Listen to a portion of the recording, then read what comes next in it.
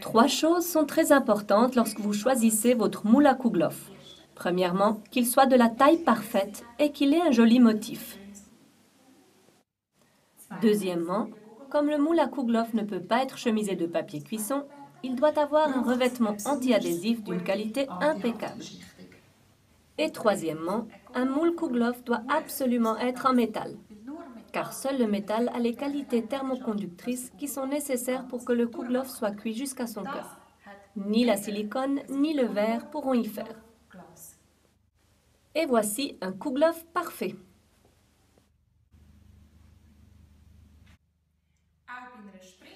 Pour le moule à charnière, 3 points sont également indispensables. Premier point, un fond résistant à la coupe.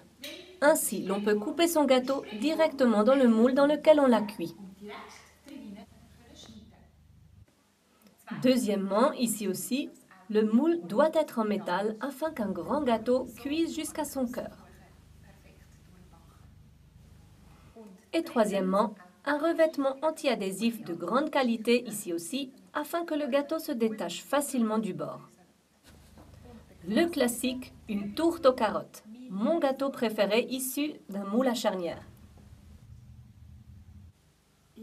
Contrairement au grand gâteau, je vous conseille d'utiliser de la silicone pour cuire vos petites pâtisseries. Les moules en silicone permettent un détachement facile de la pâtisserie et l'on reconnaît bien le joli motif. De plus, la silicone ne résiste pas seulement à la chaleur, mais aussi au froid. Et l'on peut faire de jolies rosettes glacées, par exemple.